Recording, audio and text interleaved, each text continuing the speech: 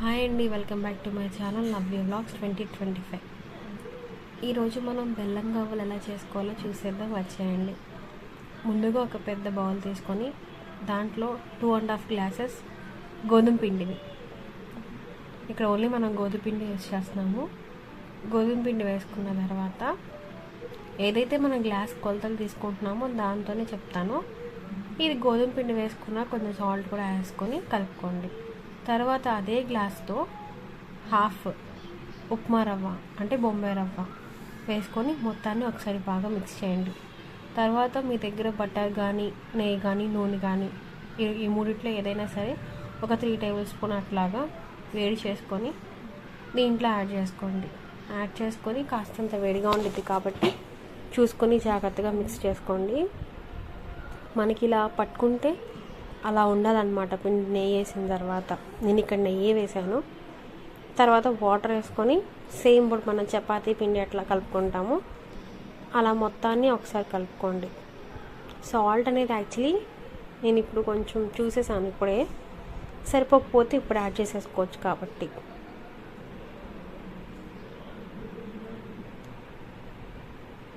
ఇప్పుడు మొత్తాన్ని బాగా మిక్స్ చేయండి.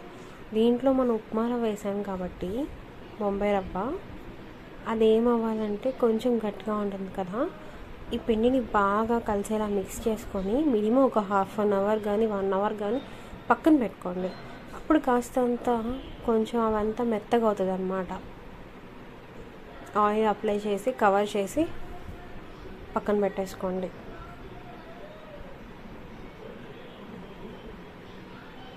మోస్ట్లీ పిండి కలిపేటప్పుడే కాస్తంత జాగ్రత్తగా ఉండి కలిపితే ఈ ప్రాసెస్కి ఇంకా అంతకు మించి వేరేదేమి ఉండదు. అయిపోయింది. చేతికి కాస్తంత పిండి తీసుకొని చిన్న చిన్న బాల్స్ లాగా చేసుకోండి. చిన్నవి, మరీ పెద్ద వద్దు.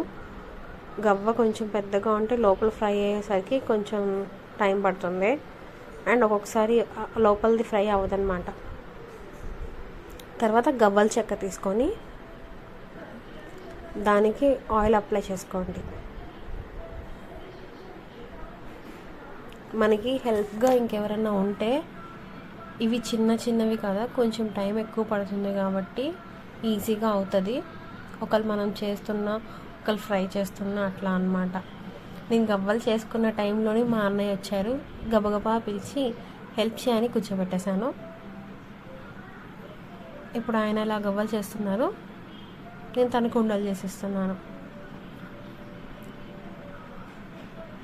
ఈజీ అన్నమాట అవి, ఎందుకంటే చాలా వస్తాయి కదా, అందుకనే.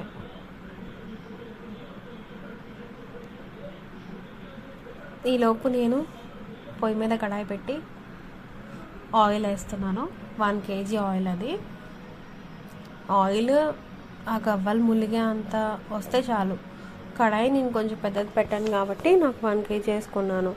ఒకవేళ మన దగ్గర 1/2 kg ఉందనుకోండి, కొంచెం చిన్న కడాయి తీసుకొని ఆయిల్ వేసుకోండి. ఇప్పుడు ఏదైతే ముందుగా మనం చేసుకున్న గవ్వలు ఉన్నాయో వాటిని ఆయిల్ బాగా ఫ్రై అవ్వనివ్వండి. ముందు ఫ్రై అయ్యిందో లేదో కొంచెం వేసి చెక్ చేసుకొని ఆ తర్వాత గవ్వలు వేసుకోండి. అది ఆయిల్లో వేసేటప్పుడు జాగ్రత్తగా వేయండి. ఇలా ఒకేసారి వేసేసరికి చేతి మీద నూనె అనేది చిందుతుంది. ఎప్పుడు ఏది చేసినా సరే పిండి వంటలు ఆయిల్ దగ్గర మాత్రం జాగ్రత్తగా ఉంటే చాలా జాగ్రత్తగా ఉండండి. ఇలా గోల్డెన్ కలర్లోకి వచ్చేలా ఫ్రై చేసుకోవాలి. ఎక్కువ మాడిపోయేలాగా ఉంటే చేదొచ్చేస్తుంది. మా అన్నయ్య ఆ గవ్వలు వేసి ఇలా తిప్పండి, అలా తిప్పండి, ఇలా తిప్పండి అని చెప్తున్నారనమాట. అలా తిప్పుతూ కలుపుతూ ఫ్రై చేయడం వల్ల ఏమవుతుందంటే అంతా అది రొటేట్ అయ్యి కొంచెం ఫ్రై అవుతుందన్నమాట. అలా చేస్తూ ఉండగా ఈలోపు మా అన్నయ్య ఫ్రై చేస్తూ ఉండగా ఇంకొక స్టవ్ మీద ఒక బౌల్ పెట్టుకున్నాను. పాకానికి రెడీ చేసుకోవాలి మనం. పాకానికి నాకు వచ్చేసరికి బెల్లంవి కుందుల్లా ఉంటాయి కదా, అవి నాకు 2 పట్టిని. 2 కుందులు వేసాను. ఎక్స్ట్రా ఇంకొంచెం వేసాను. ఒక గ్లాస్ వాటర్ తీసుకొని కొంచెం వాటర్ మరిగిన తర్వాత బెల్లాన్ని చితక్కొట్టుకొని వేసుకోండి. బెల్లం వచ్చేసరికి వాటర్లో వేస్తే మనకు అది ఉండలాగా రావాలన్నమాట. ఈ బెల్లం పాకంలోనే అది మరుగుతున్న టైంలో యాలక్కాయలు చితక్కొట్టుకొని ఆ పొడిని కూడా దీంట్లో వేసుకున్నాను. అది మొత్తం ఇదిగోండి ఒక ప్లేట్లో వాటర్ వేసుకొని దాంట్లో ఇలా రావాలన్నమాట. అంటే ఇప్పుడు మనం సిరప్ వేయగానే అది వాటర్లో కలిసిపోకూడదు, అట్లా ఉండాలి.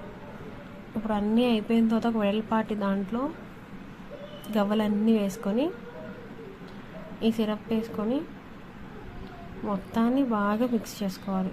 అది కలుపుతూ ఉండాలండి. కలుపుతూ ఉంటే ఏంటంటే అన్ని గవ్వలకి కరెక్ట్గా పడుతుంది. మనం కలిపే కొద్దిగా అది కొంచెం గట్టిగా అయిపోతుంది. ఇదిగోండి లాస్ట్లో వచ్చినాయి. నేను గోధుమ పిండి కేజీ ప్యాకెట్ తెప్పిస్తే హాఫే చేశాను, దాంట్లో హాఫ్కి నాకు ఇన్ని వచ్చినాయి. ఇలా చేసుకొని స్టోర్ చేసుకోవడమే. Thank you.